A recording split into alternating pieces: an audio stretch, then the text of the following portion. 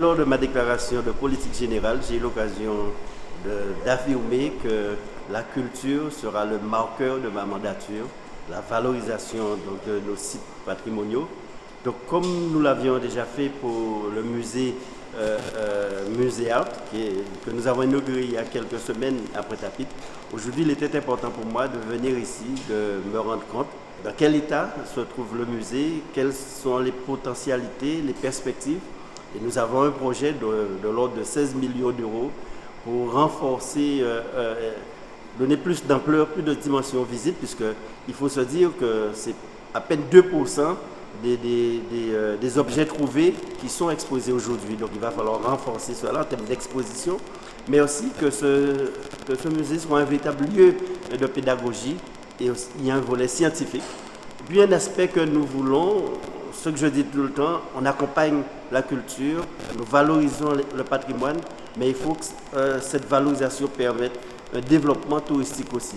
Il y a des filières sur l'archéologie, et là aussi, nous pourrons mettre en place un tourisme archéologique sur le territoire. La visite du président aujourd'hui sera déterminante en la présence du maire du Molossi, Mme Carabin. Pourquoi? Parce qu'on a une problématique de régularisation, en fait, notariat. À partir de cela, les familles sont déjà d'accord. À partir de cela, on peut basculer sur le nouveau projet scientifique et culturel du musée Edgar Clair. Le site Edgar Clair, de par son emplacement, il est formidable. C'est-à-dire qu'on peut faire des relations avec Edgar Clair, le pays de la Canne, et avoir un vrai schéma sur tout le Nord Grande-Terre. Nous avons pris, à l'époque de l'ancienne présidente, Mme Borel-Lesserté, pour l'agrandissement du musée, nous avons changé le zonage du terrain pour permettre un agrandissement de ce beau musée.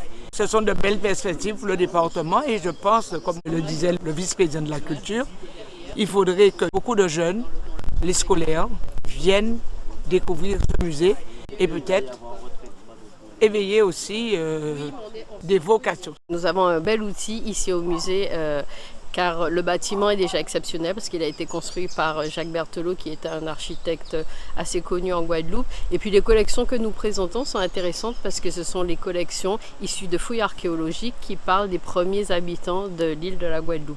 Et pour ces populations qui n'avaient pas d'écriture, les seules façons pour nous de connaître leur vie se trouvent à travers les objets. Donc avec les objets, on arrive à reconstituer un peu l'histoire et c'est ce qu'on présente ici au musée Edgar Clair. La population doit comprendre qu'on a un héritage visible et invisible des populations amérindiennes qui ont impacté non pas simplement les populations de la Caraïbe, mais bien au-delà, les populations du monde entier. Et c'est ce qu'on veut montrer ici, c'est que voilà, nos prédécesseurs, les Amérindiens, ont impacté la région, mais le monde. On a beaucoup de scolaires qui sont très dynamiques parce que notamment dans leur programme scolaire, ils parlent un peu des Amérindiens, même si bon, nous avons à dire que c'est assez court dans le programme scolaire, mais ils abordent les Amérindiens et dans le cadre de ce programme, ils viennent en visite pédagogique au musée Edgar Clair.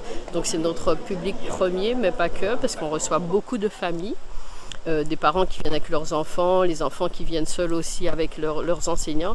Mais c'est vrai qu'il y a une certaine niche entre 18 et 30 ans qu'on n'arrive pas encore à bien cibler, à amener au musée. Mais c'est une problématique nationale sur laquelle nous travaillons. Beaucoup d'ambition, une dimension supérieure pour ce musée. Ce que je souhaite aussi, c'est qu'il puisse y avoir d'autres ateliers.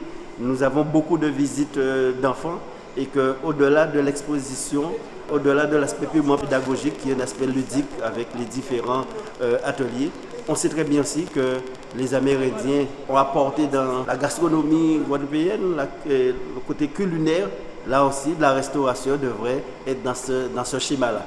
Donc, de belles perspectives pour ce lieu. Prochaine visite. C'est le jardin botanique qui est un lieu exceptionnel avec beaucoup de potentialités. Nous avons un certain nombre de structures que nous hébergeons. Mais ce que je veux, c'est aller me rendre compte et voir quelle dimension que nous pouvons donner à ces différents lieux. Aujourd'hui, concernant le musée Edgar Clair, donc j'ai demandé à ce qu'il puisse y avoir une programmation, puisque le temps de commencer les travaux avec tous les agréments, les problèmes administratifs, ce que j'ai demandé, c'est que dès aujourd'hui, que nous puissions quand même l'entretien des lieux.